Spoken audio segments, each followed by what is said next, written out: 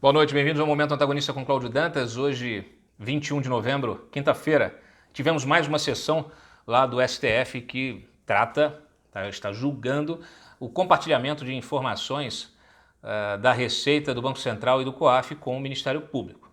Nós ontem acompanhamos o voto, o confuso voto de Dias Toffoli, e hoje quem votou foi o Alexandre de Moraes.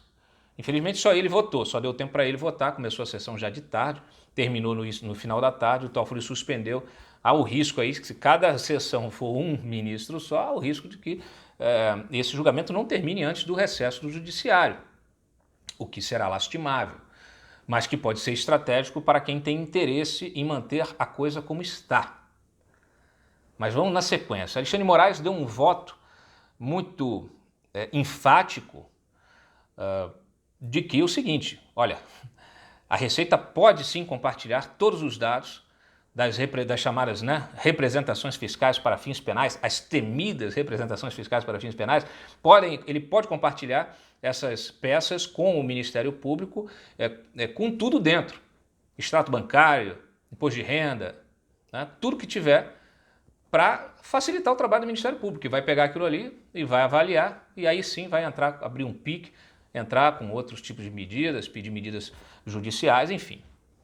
O fato é que o Alexandre foi 100% aí alinhado com o próprio Ministério Público, enquanto que o Toffoli fez aquele voto confuso de ontem, que ninguém entendeu, e depois até teve de soltar uma nota oficial em letras garrafais, em caps lock, como se ele estivesse gritando, para dizer o seguinte: não, eu não sou contra compartilhar nada, tem que compartilhar e tal, mas no caso aqui da Receita, no caso aqui das representações fiscais para fins penais, sabe lá por quê, saberemos em breve, mas neste caso específico, olha, é melhor não colocar o extrato bancário, é melhor não colocar aqui o imposto de renda. Então, nesses casos específicos, o Ministério Público pode ir lá pedir autorização judicial, Bom, temos aí ainda 9 votos. Se prevalecer a tese do Toffoli, e até se ela for reforçada por outros ministros, então aí sim teremos uma situação ruim, complicada, que precisa ser exposta, porque, óbvio, nesse tipo de representação fiscal para fins penais, se você precisa da autorização judicial para ter acesso aos detalhes dessa investigação, você inviabiliza qualquer tipo de investigação contra ministros do Supremo, que só poderão ser investigados com autorização do presidente do Supremo. Então, fecha-se essa situação que realmente inviabiliza qualquer investigação. Agora, se prevalecer a posição do Alexandre de Moraes, aí sim, aí volta, se estabelece, se retoma a integridade do sistema de combate à lavagem e à corrupção e à sonegação fiscal, esse sistema que envolve vários órgãos de controle e, obviamente, na ponta da linha aí, os órgãos de persecução penal. Então, vamos ver como que os próximos ministros vão se manifestar. Vários deles hoje já, na própria sessão, passaram a emparedar o Toffoli. Até avisei que isso ia acontecer, conversei com alguns e ele passou ali uma situação constrangedora. Foi questionado especialmente sobre o fato de você ter uma situação de um julgamento que não tem nada a ver com o COAF. Só aqui abrindo parênteses, foram 4 meses. Gente, olha, em julho o Toffoli deu a liminar beneficiando lá o Flávio Bolsonaro, na questão específica do COAF, que é o que pega ali no caso do Bolsonaro, do Flávio. Mas ele fez isso dentro de um recurso que trata da Receita, que é a história lá do posto de gasolina, que envolve lá os donos do posto. E aí, incluiu também Banco Central. Então fez um combo, suspendeu todas as investigações do país que tivessem como base compartilhamento de informações do COAF, da Receita e do Banco Central. Só que agora, essa questão, ela não foi discutida. Passou ao largo. A gente aqui, claro, eu estou aqui acompanhando 1000 temas, às vezes consigo me aprofundar sobre alguns que ficam, que se colocam pela urgência da pauta, como aconteceu agora, no fim de semana. Fui olhar o processo. Aí eu olhei o processo, descobri que não tinha nada a ver com o COAF e publiquei. E aí, a partir disso, na segunda-feira o Ministério Público fez nota pública, depois o PGR apresentou a defesa batendo justamente nessa tecla e agora os ministros estão se dando conta de que foram levados a uma situação absolutamente atípica. Atípica e até irregular, porque há alguns parâmetros, né, para você colocar em julgamento um tema desse. Então você não pode usar um recurso extraordinário para julgar uma coisa que no mérito que não foi ainda apreciada. Então, isso foi até uma observação do Marco Aurélio. Então, vários deles, até o Lewandowski questionou a inclusão do COAF, né, agora o IFE, né, no julgamento sobre a Receita. Então, passamos esse tempo todo nessa situação. O Toffoli, no voto dele, não cita o Bolsonaro, o Flávio Bolsonaro, em nenhum momento. Fui procurar lá.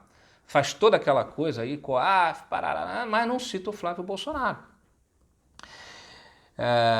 Como é que fica o Flávio Bolsonaro? Segundo o próprio Toffoli, que ele foi questionado sobre isso, a liminar cai. Então, mantido o acolhimento, né? A posição de acolhimento ao recurso do Ministério Público Federal, você tem então a derrubada dessa liminar de forma automática, isso já foi dito. Então isso, obviamente, vai atingir o Flávio Bolsonaro, vai prejudicar o Flávio Bolsonaro nos interesses dele. Ele ainda tem lá um recurso com o Gilmar Mendes, ainda vai tocar lá. Mas o fato é que essa liminar cai. E aí, vários ministros, inclusive defenderam a Rosa Weber e tal, defenderam assim, então vamos discutir, não vamos discutir COAF aqui, vamos discutir Receita, vamos discutir compartilhamento de dados da Receita Federal com o Ministério Público. Em 2016, o STF considerou legal que a Receita tivesse acesso aos dados bancários, fiscais dos contribuintes sem autorização judicial, o que é meio óbvio, né?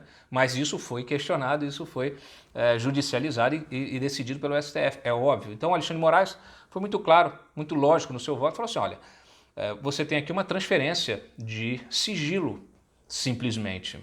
Então, você transferiu o sigilo de um processo que está na Receita, porque você vai pegar aqueles dados, né? Um processo ali, uma ação com fim tributário, e você vai pegar aquilo e transformar numa ação penal, no âmbito do Ministério Público, você faz uma transferência de sigilo, e o Ministério Público tem de manter o sigilo, né? Porque está no Ministério Público que vai vazar. Não é todo Ministério Público que vaza, não é todo procurador que vaza, não é toda a polícia que vaza, não é todo auditor que vaza, não é todo ministro do Supremo que vaza, né? Então, a gente tem que observar o que está previsto na lei. E a lei se o caso é sigiloso, que se trata de questões que estão cobertas pelo sigilo constitucional, então tem de ser mantido esse sigilo.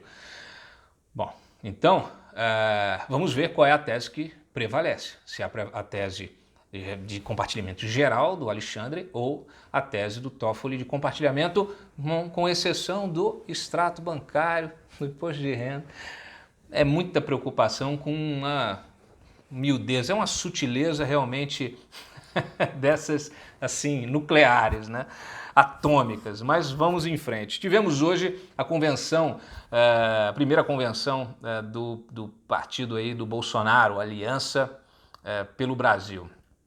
Ele foi escolhido presidente, o Flávio é o vice-presidente, a tesoureira é a Karina Cufa, né, que é advogada, o outro advogado, Odmar, é o secretário-geral, e aí você tem várias pessoas ali, tem até o filho mais novo, o Renan, é um dos vogais aí do partido que está, como eu disse ontem, a gente até publicou no site mais cedo, tem as suas bandeiras, né, que as bandeiras conservadoras, né, ressaltaram muito essa questão das bandeiras morais, né, defesa da vida, né, desde a concepção, a questão aí da autodefesa, da liberdade de você, da liberdade, inclusive, né, econômica e também direito à legítima defesa. Então são as bandeiras postas aí pelo Bolsonaro desde a campanha que agora ele consegue, vamos dizer assim, consolidar nesse seu partido. Tivemos lá o nosso repórter CD Silva, ouviu vários deputados que reiteraram, né, esse aspecto de você estar criando um partido que ele se cria, ele se constrói em torno da figura do Jair Bolsonaro. Se ele vai conseguir depois se deslocar disso para abraçar ou para ter uma imagem, para consolidar uma imagem mais abrangente, né, desse movimento conservador, isso só o tempo dirá. Mas o fato é que hoje ele realmente está, vamos assim, dependente, né, da imagem do próprio Jair Bolsonaro, como aconteceu com o PSL, né, que provavelmente vai cair no anonimato aí em pouco tempo. A questão da existência de vários partidos, ela infelizmente um problema que precisa ser resolvido. A gente sabe disso, né? Quanto mais partido, há pressão ainda maior para aumentar fundo partidário, mais dinheiro público envolvido, pouca transparência. Eles falaram até hoje, defenderam que o partido vai ser absolutamente transparente nas suas contas, o que é muito bom, mas é preciso fazer uma reforma eleitoral, uma reforma política, uma reforma eleitoral para mudar um pouco, né, esse aspecto aí fragmentado do nosso cenário político. Né? E, óbvio, tudo isso dentro, né, de uma escalada de decisões como aquela, né, do próprio Congresso, que aprovou o aumento do fundão eleitoral, uso disso para escritórios de advocacia, etc. e tal, fica tudo muito ruim. Né? Então, tudo bem, é ótimo para o Bolsonaro, provavelmente aí para os seus apoiadores, ter uma legenda aí, vamos dizer assim, mais puro sangue, né? Mas do ponto de vista, sabe, mais amplo das instituições, né, e do processo político, do entendimento, não é legal você ter mais partidos. Isso não é, o que eu estou falando aqui não vale apenas para mais um partido do Bolsonaro. Não, vale para todos os partidos, inclusive parece que tem aí mais 30 partidos na fila, até 30 não, até mais, eu acho. Chega até uns 70 partidos na fila para serem criados. Nem todos conseguirão, obviamente, mas é isso. Vários desses partidos se tornaram máquinas, né? Máquinas de dinheiro, máquinas para enriquecer os seus dirigentes, né? Partidos de aluguel, como o próprio PSL foi. Né? Há pouco tempo aí até publiquei o partido do Emael, né, democrata cristão, ele ficou fora da cláusula de barreira, perdeu o fundo partidário. Aí estava solicitando ao TSE autorização para poder criar um cartão de débito, né, para oferecer para os seus filiados. Né? E nesse cartão ele poderia oferecer seguro de vida, auxílio funerário. Então, assim, gente... O que é isso, né? O que é isso? Precisamos voltar à essência, né, do que devem ser os partidos, as legendas partidárias, né? Como vamos dizer assim, plataformas até de desenvolvimento de lideranças públicas. O Brasil é muito carente, né, de pessoas realmente capacitadas, né, capacitadas como líderes e como administradores. Né? Os partidos abandonaram completamente esse objetivo. Eu espero que o partido, a Aliança, se dedique a isso, a formar quadros capacitados para as próximas gerações. Não é? E aí a gente vê na peneira das forças políticas aquelas que vão realmente se consolidar e se preservar ao longo do tempo, já que nós temos aí várias legendas, algumas que já deveriam até ter sido extintas, envolvidas aí nesses grandes escândalos de corrupção, como o próprio PT, o MDB, o PP, eram partidos que nem deveriam mais existir. Os processos até que investigam o uso, né, de recurso público, né, ilegal e tudo que deveria levar à extinção desses partidos, está lá no TSE dormindo em alguma gaveta. Bom, o que mais eu posso ressaltar para vocês? Novidade boa, mais 70 mil empregos em outubro, é o que interessa, né? E nós tivemos aí alguns desdobramentos, né? O Maia criou a comissão especial para analisar a PEC da prisão em segunda instância. Eu até entrevistei um camarada muito legal, que é jurista, pesquisador, né? E ele defendeu, o Fabrício Rebelo, coordenador do Centro de Pesquisa em Direito e Segurança Pública. Ele tem aí o perfil no Twitter dele, e ele falou: Cláudio, eu acho que o único caminho para retomar a segunda instância sem judicialização, sem isso voltar para o STF, é a PEC 199, lá que tem a relatoria da Caroline de Tone. Por quê? Ele explica, porque ela extingue os recurso extraordinário e recurso especial. né, sem alterar, portanto, ou relativizar qualquer garantia constitucional. E segundo ele, o julgamento do STF sobre a prisão em segunda instância acabou delimitando as possibilidades de mudanças legais ou constitucionais.